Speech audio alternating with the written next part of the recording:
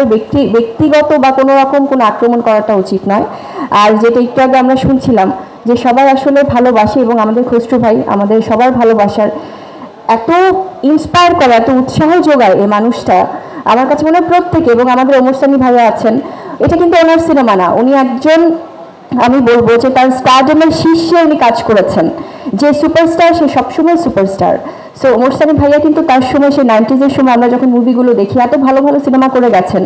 তো সেক্ষেত্রেও কিন্তু ভাইয়ারা এই বিষয়গুলো সবসময়, এই যে কোনো সিনেমার ইতিবাচকতার মধ্যে ওনারা অংশগ্রহণ করেন। খসরু ভাই আমাদেরকে উৎসাহ যোগান, যে কোনো ভালো সিনেমা দেখে, এত ব্যস্ত একজন মানুষ আমাদেরকে, তারপরে যে সেই সময়টা বের করে একটা টেক্সট লিখেন প্রশংসা দিয়ে, বা একটা ফোন দেন যে খুবই ভালো করেছেন। আমার মনে হয় যে এই ভালোবাসাগুলো নিয়ে এগিয়ে যেতে চাই। সো সেখানে আসলে কোনো নেগেটিভিটি ছুতে পারবে না কখনোই। এখানে আমার মনে হয় যে কিছু কিছু নেগেটিভিটি, এটা কোনো ম্যাটারই করে না আসলে, এটা একদমই, কারণ এগুলো আমার কাছে মনে হয় যে আছে না, যে অনেক সময় অনেক ভালোবাসার মধ্যে অনেক কিছুই সৃষ্টি হয়। সেক্ষেত্রে আমার মনে হয় যে যখনই কোনো নেগেটিভ মানসিকতার কোনো কিছু, সেটা মানুষ হোক, সেটা কোনো কথা হোক, সেটা যেটাই হোক, তারা চাইবেই পরিবেশটাকে একটু অন্যদিকে ভিন্ন খাতে নেওয়ার জন্য, পরিবেশ নষ্ট করার জন্য। তো সেক্ষেত্রে আমার কাছে মনে হয় যে আসলে এগুলো ম্যাটার করে না, কারণ ভালোবাসাটা আমাদের কাছে প্রধান লক্ষ্য। আমার কাছে মনে হয় এটা সিনেমার ক্ষেত্রেও এবং আমাদের প্রত্যেকের ক্ষেত্রেও। সো আমি প্রত্যেকের কাছে অনেক কৃতজ্ঞ আমি বলবো। এবং আমার কাছে মনে হয় যে আসলে আপনারা অবশ্যই শিল্পীদেরকে নিয়ে পজিটিভ যেমন বলবেন, তেমন আপনাদেরও কিন্তু অনেক মতামত থাকবে, কিন্তু ডেফিনেটলি সেটা গঠনমূলক হওয়াটা খুব জরুরি।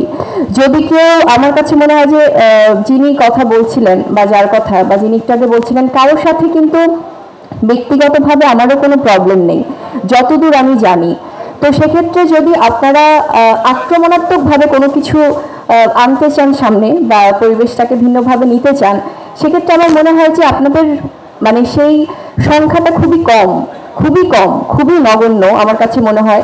কারণ দিনে দিনে এটা কিন্তু প্রমাণিত যে কখনোই কোনো নেগেটিভ কোনো কিছু ইতিবাচকতার কাছে আসলে টেকে না। তো সেক্ষেত্রে প্লিজ আমরা অ্যাপ্রিসিয়েট করতে শিখি, আমরা পজিটিভ হতে শিখি, আমরা প্রশংসা করতে শিখি।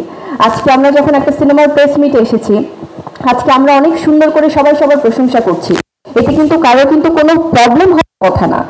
যদি কারো মানসিকতা মনে হয় যে আচ্ছা এত সুন্দর একটা পরিবেশ যাচ্ছে, এখানে একটু দেই না, একটু কোনো একটা মিথ্যা কোনো কথা বলে, বা কোনো একটা ভুয়া কোনো একটা গুজব উঠিয়ে, বা কোনো একটা কোনো কিছু, তো সেটার তো ডেফিনেটলি একটা ভিত্তি থাকতে হবে রে ভাই।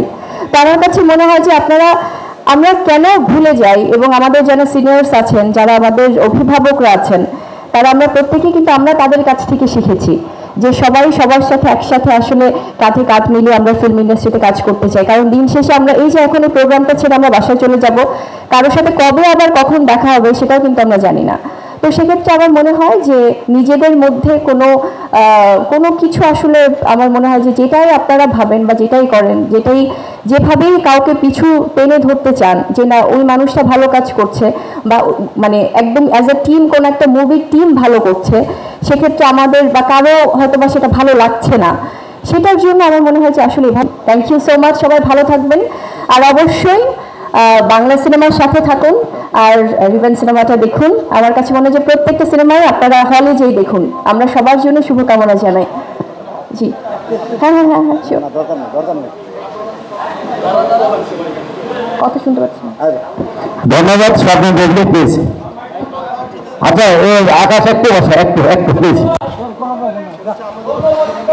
আমরা শেষের দিকে অনুষ্ঠানে আমাদের যে প্রতীক্ষাটা, আসলে আমরা অনুষ্ঠানে শেষ করে দরকার ছিল অনেক আগে, তারপরে কিছু মিসিং এর কারণে তৈরি